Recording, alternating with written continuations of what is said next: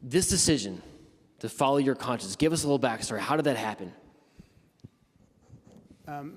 Without getting too much into detail, I just did a long-form podcast with Tucker, kind of laid out the entire politics of the issue. But look, after serving 20 years, mostly deployed to the Middle East, fighting the wars over there, and just seeing how our country had been lied to and brought down the wrong path in those wars, and that we were getting sucked into another one, and that the American people didn't have the full story, and our country did not have a vital national interest in this current fight. I said, hey, I in good conscience can't do this, because that was a promise I made to myself probably 20 plus years ago when I was deployed to Iraq. Once I realized after my first couple deployments that we weren't there for the reasons that our government told us we were there for, I said, if it's ever my turn, if I'm ever an adult in this situation, I ever have a position of responsibility, I will not in good conscience send young men and women off to die on foreign battlefields.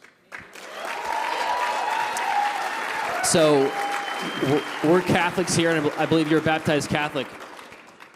We saw just on Sunday, and this is so great to see, because people are like, why a Catholic champion, or why here? The Holy Father, the Vicar of Christ on earth, has been so strong and outspoken in recent comments talking about what Catholics should be worried about, the innocent people that are being hurt through all this. He mentioned the Catholic priest that was killed, Father Pierre, by an attack in Lebanon. Does it help you to have either members of your faith community or religious leaders speaking up on your behalf? Like, what's it been like to have that support from outside?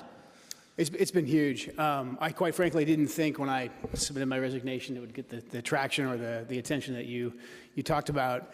But having this support from friends, family, but really I've been asked a couple times, was it a hard decision to make? And it's definitely a decision I didn't make lightly. I put a lot of thought into it, and I had been thinking about it for quite some time. But having faith, I think I was able to hear God's voice. I was able to hear that I was exactly where I was supposed to be, and it was my time to actually take action, which made taking the action incredibly easy, actually, and actually made me feel very liberated and like I'm in the right spot. So.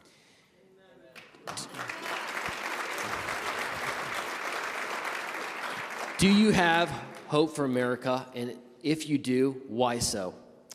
I have a great deal of hope for America. I think this is a very exciting moment. I think the fact that we're seeing people who speak out on behalf of their faith or who are willing to speak truth to power, and the fact that the people who support them are able to actually have a voice because of the technology, which obviously can be used for a lot of bad. But in the case of connecting like-minded people and getting our word out, that technology is a very powerful weapon in our hand. And also the young people in this country, the young men and the young women, plenty here in this room. I was kind of overwhelmed when I got here tonight, especially by the young folks that came up and wanted to shake my hand. And so I have a lot of hope for the next generation. I think as we head into this midterm season and just as this war advances in the next couple of weeks, I think, like you said in your open, the most important thing we can do is be on our knees and pray.